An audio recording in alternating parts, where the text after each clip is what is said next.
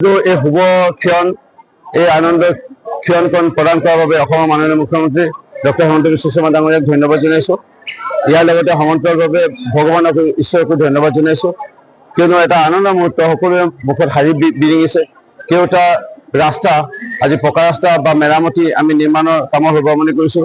২৭ কোটি টকা আমাক সমষ্টিৰ উন্নয়নৰ ৰাস্তাৰ বাবে আমাক আগবঢ়াইছিল মুখ্যমন্ত্ৰী ডাঙৰীয়াই।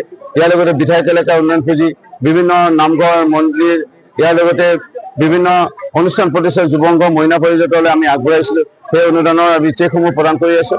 ইয়াৰ উপৰিও বিশেষকৈ নৱম শ্ৰেণীৰ ছাত্ৰ ছাত্ৰীসকলৰ বাবে যি চাইকেল, সেই চাইকেল আমি বিভিন্ন বিদ্যালয়ত গৈ প্ৰদান কৰিছোঁ।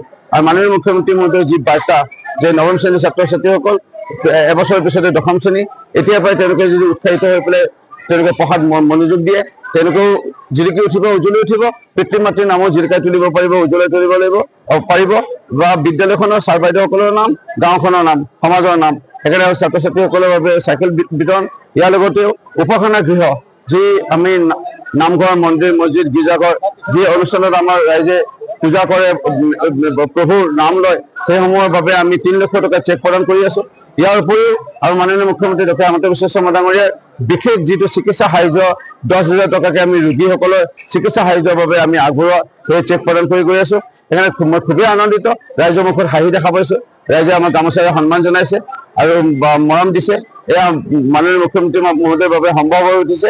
মই সমষ্টিৰ উন্নয়ন, ৰাইজৰ মুখত হাঁহি বিৰিঙোৱাৰ বাবে আমাক যিকণ সুযোগ দিছে, ইয়াৰ বাবে মুখ্যমন্ত্ৰী ডক্টৰ হিমন্ত বিশ্ব শৰ্মা ডাঙৰীয়াক অশেষ কৃতজ্ঞতা জ্ঞাপন কৰিছোঁ।